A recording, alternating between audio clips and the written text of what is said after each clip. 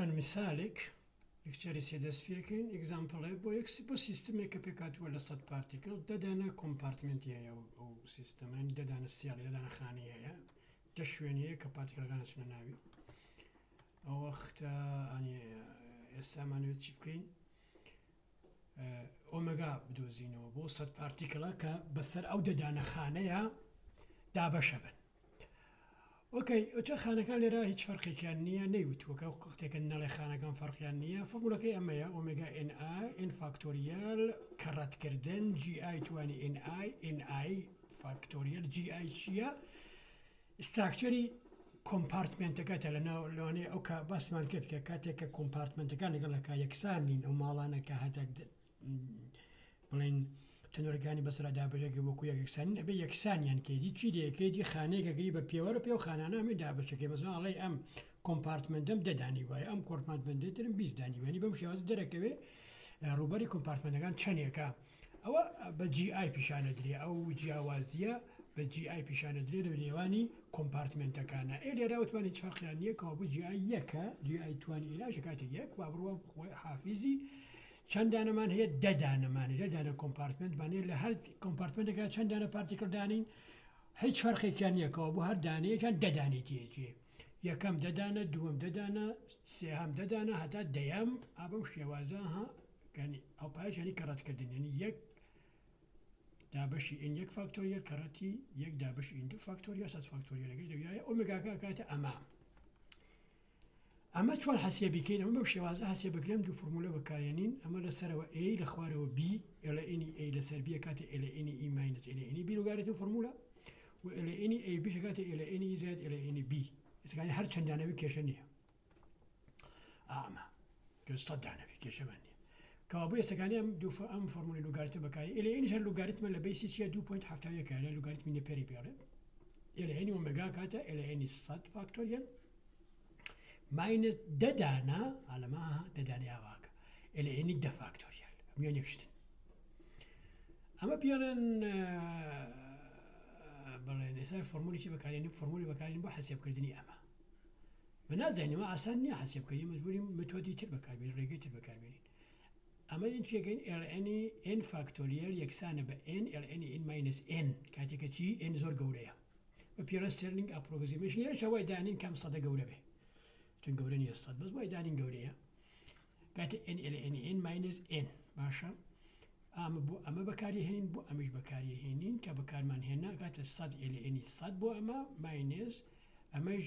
دا لەئینی دا بەس کەڕەتی دەیشە بێ ئەو لێرە لە سەدێکۆ دێنە بێ لێرەشە دەدانە دەی لێ دەرەکرێ بە پێ فۆرمولە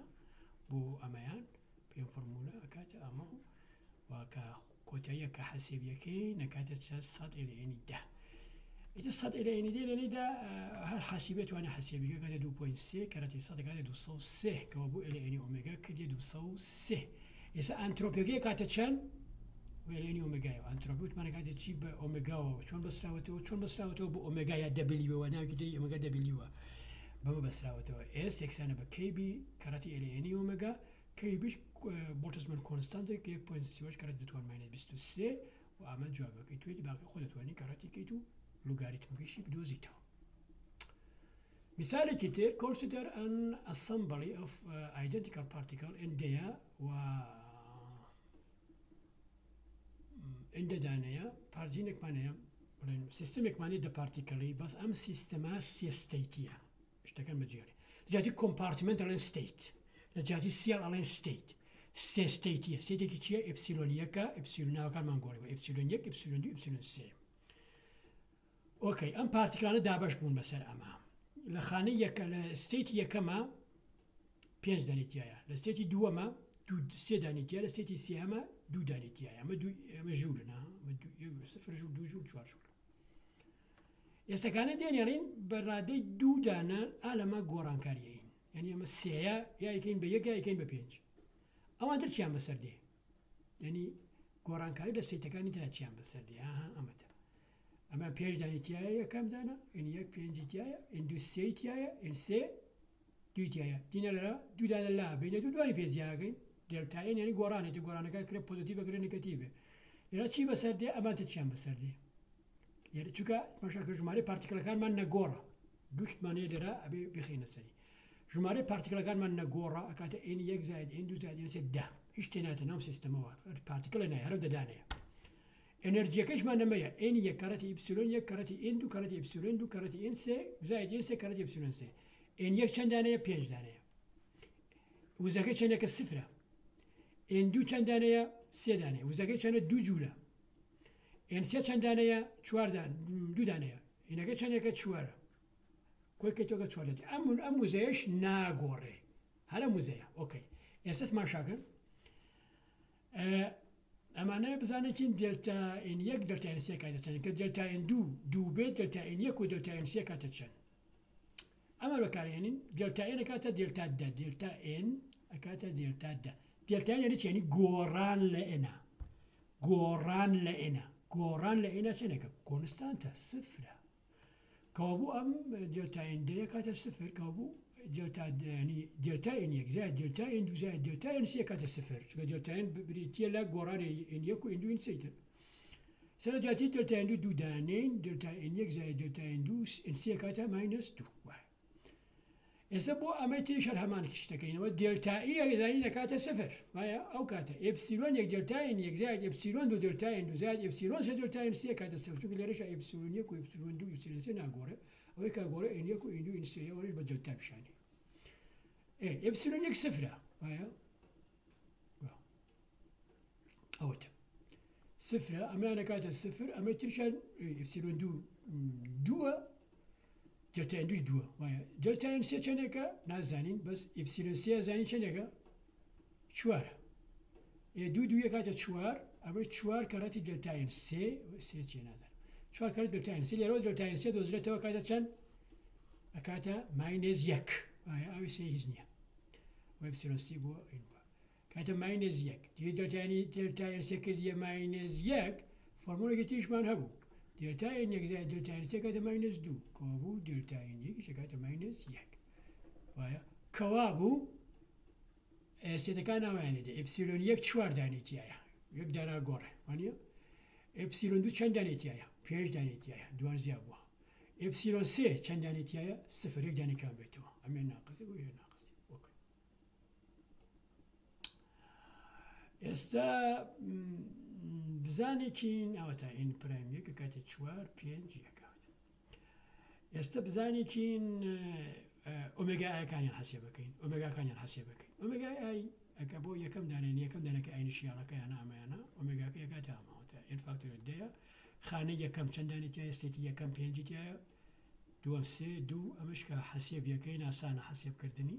کاتە 2520 کۆدۆ دە فاکتۆریەلە هین یەکەی نووسی دە کەرەتی نۆ کەرەتی هەشت کەرەتی حەوت کەرەتی شەش کەرەتی 5 فاکتۆریەتی باقی من نووسا چونکە 5 لەگەڵ 5 خوارە واڕوە هیچ ساداکەی تۆ زۆر دیارەکە 2520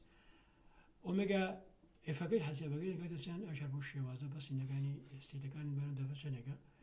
4 و 5 و 4 فاکتۆریەل 5 فاکتۆریەل 1 فاکتۆریەل دووبارە هەمان کارەکەی نەسەرەوە دە فاکتۆریەلەکەی ئەو فاکتۆریەکەم لە بیر چووە کاتە دە کەرەتی نۆ کەرەتی هەشت کەرەتی حەوت کەرەتی شەش کەرەتی 5 کەرەتی 5 فاکتۆریەل 5 لەگەڵ 5 جاڕوە 4 و 4 فاکتۆریەکەی 4 کەرەتی 3 کەرەتی 2 یعنی 4 کەرەتی 6 کەرە ڕاستیە ئەوەی سادەکە کەم 1400 ژمارە ئاسانە حەسێبکردنی ئەمانە ئەتماشاکە ئۆمێگا ئای 2520 بوو ئۆمێگا ئف بوو بە چەند 1260 کەمی کردووە مانای چییە؟ مانای ئەوەیە ئەنترۆپیەکەش کەمەکەوانە چونکە ئەمە لوگاریتمی لێ بگرە لە ئێنەکەی کەرەتی کۆنستانتی بۆرزمە کۆنستانتی کاتە لوگاریتمەکە بگاتە لوگاریتمەکە کەوابوو ئەنترۆپی کەمی کردووە یعنی چی؟ یعنی مەسەڵەن ئەگەر ئاو بوو بە سەهۆڵ یان ئەگەر ئاو بووە بەڵێ ئەو بە سەهۆڵ یا ئەگەر غاز بووە بە ئاو یعنی ئەمەیە کە هۆکاری ئەوەی کاڵێن ئەنترۆپی کەمەکە مانەکەی ئۆمێگای ئای گەورەتر بێت لە ئۆمێگای ئای گەورەترە لە SF S یەکسانە بە یەکسانە بووکبەکەی لە ئۆمێگا ئەمە مانای ئەوەیە یعنی چی؟ دیکریز ئین ئەنترۆپی کەمبوونەوەی ئەنترۆپی مانای چییە؟ مانای چییە؟ زیابوونی ئۆردەرە نەزمە هەرچی ئەنترۆپی کەمتر بێ نەزم بەرزترە بێتەوە بەڵام بەعام ئەگەر تۆ هێزە نەخێتە سەر سیستەمی و سیستەمە بەرەو بێنەزمیە ڕوە ئۆتۆماتیکی بەرەو بێنەزمیە ڕوە بەڵام کە هێزێکی قسە سەری بۆ هێزا توانی نەزمی پێ بیتێ وەکە ئەنترۆپیەکەی دابەسی مثالێکی تر ئێستا با بڕۆین calculate the number of accessible for a single particle in a one-dimensional box. ئەمانەوێت دووبارە هەر ئەو ئۆمێگا شتە حەسێب بکەین بەڵام بۆ ئەمە بۆ particle in box. particle in box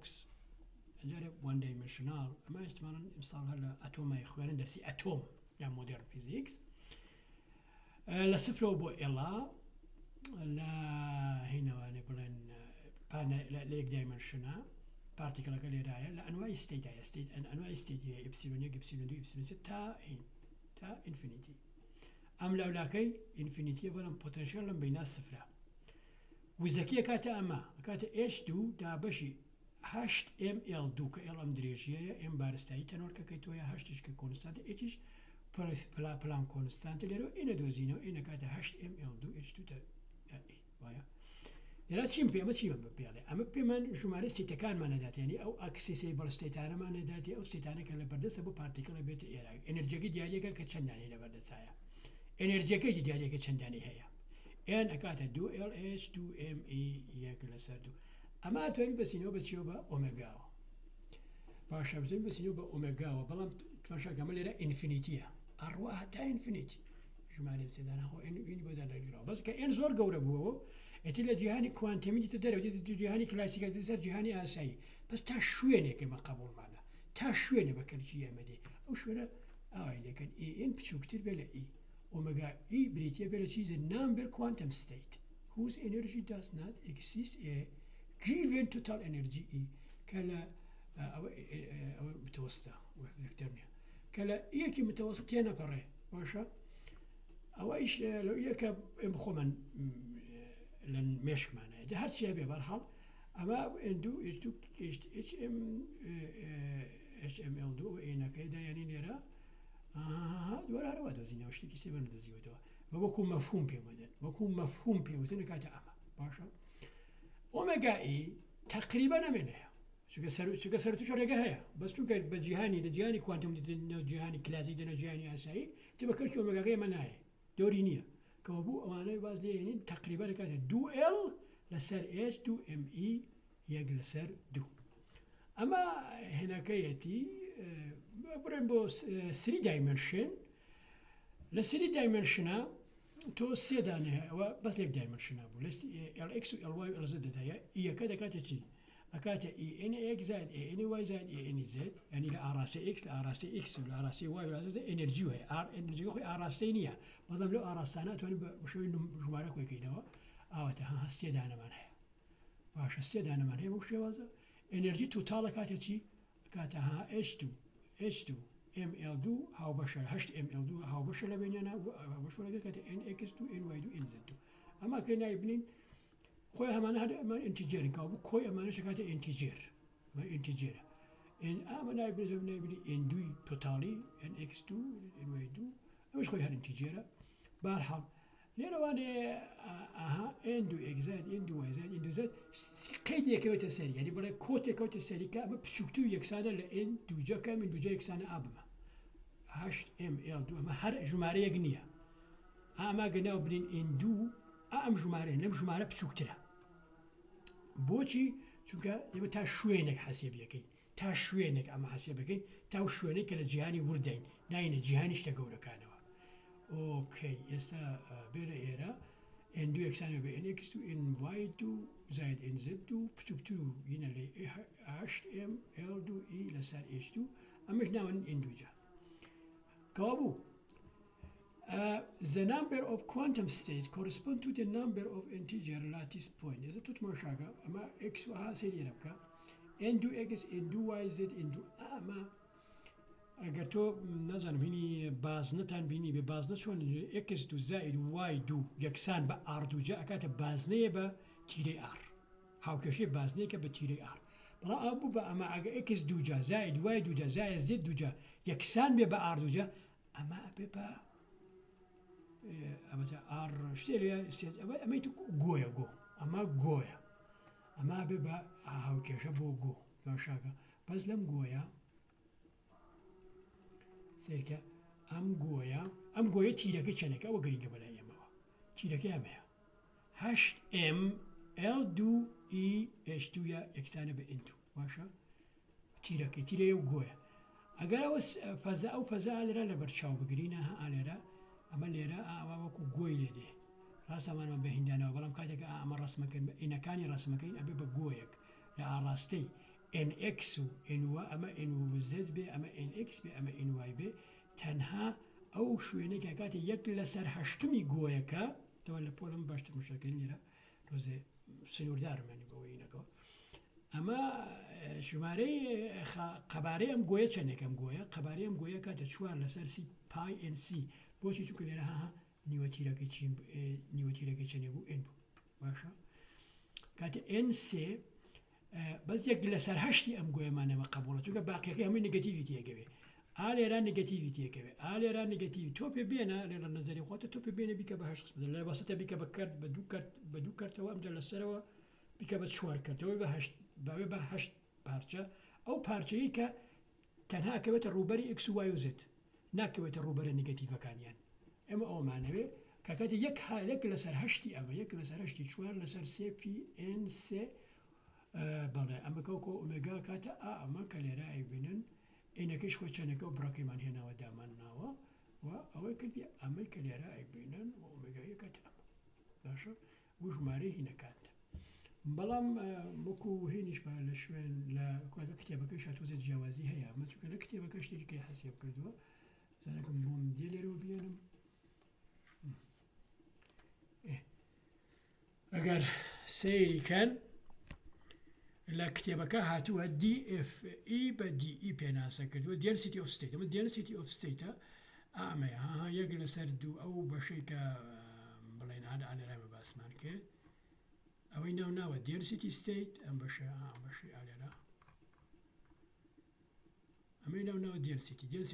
سارە و هەر ئەو ئۆمێگایە بەڵام لە قەبارەی بڵێن لە یەکەی قەبارە لە یەکەی ڕوبەرە ئامەوە ناوە density state کە ناویشی ناوە FE ناویشی ناوە FE ئۆکەی ئەو وەختەکانێ DF بە DE دایە تاشی ئەمە density of state ستیتەکانە باشە دای بتاشە بە density of ستیتەکان ئەم density of ستیتانە ناوەنین ئۆمێگایی ئەو وەختەکانێ ئۆمێگایی کەرەتی دێلتایی density of ستیتەکان ئەم density of ستیتانە کەرەتی دێلتایی کە قەبارەیەکی بۆ دیاریەکەین ئەکاتە چی ئەکاتە ئۆمێگایی ئۆمێگایەکە لێرەوە ئاها لەجادی و DF بە DE بڕاکەی دابنێ ئەوەتە ئەنەرە دێلتاییەکە و لەبیر چۆوی پێنەوە ئێرە ئۆمێگایی جارە چی کاتۆزرێتەوە تقریبا یەکشتن تۆزە مفهومەکان جیاوازێنی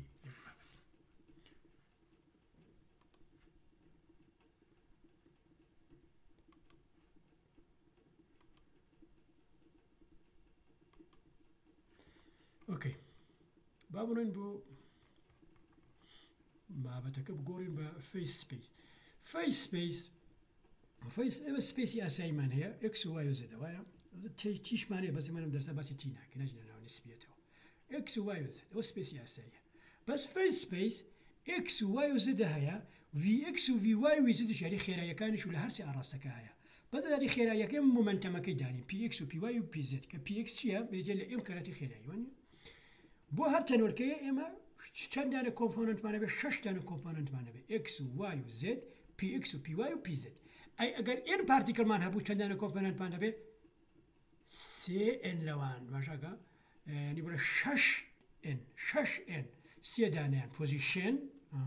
3 دانیان پۆزیشن X یەکتا بۆ هەر ئێن پارتیکلەکە ئەمە بۆ سێدانەی یەکەم بۆ سێدانەی دووەم بۆ سێدانەی سێهەم هەتا N دانە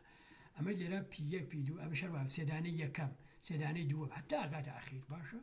ئەمە ئینەکانمانە total dimension of the system بریتە لە چی ئەمە ئەکسکەم بچوو ئەکاتە 6N و 3N و 3N کاتە 6N ما با پیشانی XI PI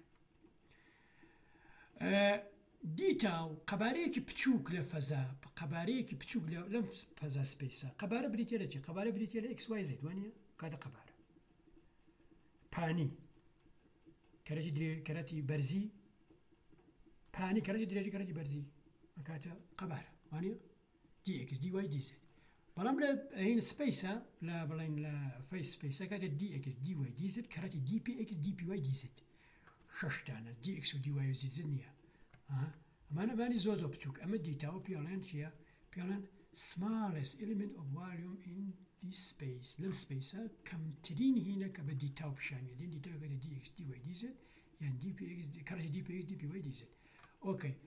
ئەنەرژی کە لێرە هەمانە پۆتێنشیەڵ ئەنەرژیمانی ئەنەرژی کاتە چی ئەکاتە ئەمە یەکسانە بە یەک لەسەر 2m 2m پی 2x زائد پی 2y زائد پی 2z وانە ئەوە ئەنەرژیەکەی کاتە ئەوە ئێستا بابینە خوارەوە شتێکی هینە لێرە میو سپیستان بۆ پێناز میو سپیس بریتە لە سپیسێکە بۆ یەک پارتیکل هەمانە ئێستا هەرچێ بێ میو پێڵەن میو سپیس بۆ غاز بۆ یەک پارتیکل بۆ غاز پێم پێڵەن گاما سپیس میو بە گاما پیشانە دێن بەڵام چگانە جاری ئێمە ئەمان بەسەر ئەوە نییە بەس دێن لەرە کینێتیک ئەنەرژی شیتێکتان پیشانە دێن تەوەرەکێنین بۆ پارتیکڵێ باشە بۆ پارتیکڵێ ئەمان تەوەری PXە ئەمە تەوەری ئەمە تەوەری مومنتەمە ئەمە تەوەری چیە پۆزیشنە مەگە نەمانوێت مومنتین بڵێن فیس سپیس بریتە لە چی مومنتەم کەڕەتی پۆزیشن لە یەک دایمەنشنە کاتە لە دوو دایمەنشنێن یەک دایمەنشن یەک دایمەنشن پۆزیشن و یەک دایمەنشن مومنتەمە کاتە ئەمە PX ئەسکانان بێت خانە و خانێکین و شێوازی دەکەن جیهانێکی ئەمە تەنها ئەم دوانەیە یعنی بڵێن بەزی PXمانەیە و Xمان هەیە ئەمە DXەوانە ئەمەش DPەیە DPە ڕوبەری ئەمە کاتە چەند کاتە DP کەڕەتی DX کاتە H0 ئەمە بچووکترین هینەکە کە ئێمە هەمانە بچووکترینەکەی کاتە ئەمە area of a cell and energy ئەمە area ئەمە سێڵەکەمەتی کەمترینە ئەم DP کەڕەتی DXە ئەم DP کەڕەتی DX ینی بڵێن DP ئێرۆرە لە پێوانی پیە DX چیە ئێرۆرە لە پێوانی Xە DP کەڕەتی DX بچووکترە لە ژمارەیەکە و ژمارە پێڵێن H نییە H لەسەر دوو پای و ئەمانەیە بەزێ بە تەرەفێڵێتانێڵێنە H بریتە لە چی بریتە لە پلان کۆنستانت باشە DP کەڕەتی دیوای ئەمە تقریبا ئەمە بە یەکساندایەنی نکاتە H0 DP کەڕەتی DP زد کەڕەتی زد دەکاتە H0 DPX کەڕەتی دی دەکاتە H0 ئەمە هایزنبەرگ ئەمە لە هایزنبەرگ ئانسەرتایتیەوەی هێنی ئەمە لە هایزنبەرگ ئانسەرتایتیەوەی هێنی کەوا بۆ DX دیوای دیزە دەکاتە DP ئەسکارێ بۆ ئەمە دیتاوەکە بدۆزینەوە دیتاوە کاتە چی DX دیوای دیزت کەڕەتی DPX کەڕەتی دیپاوای دیکاتی دیزت دوان هەر دوان دەمانە کاتە چی H وانە H0 ناوێت H is a minimum volume you could have in phase space H بریتە لە بچووکترین مینیمۆم والیۆمێک ئێمە بچووکترین قەبارێک ئێمەکرێ لە فیس سپیسە هەمان بێ ئاگادار بن ئەمە باسیار هەینەکانە ینی بۆ کۆمپارتمنتەکان ئەمە هاتی بچووکترین کۆمپارتمنت بە لە فیس سپیسە حەسێب کرد کردیامەوە دۆخی ئەمە ویشمان پێ بێ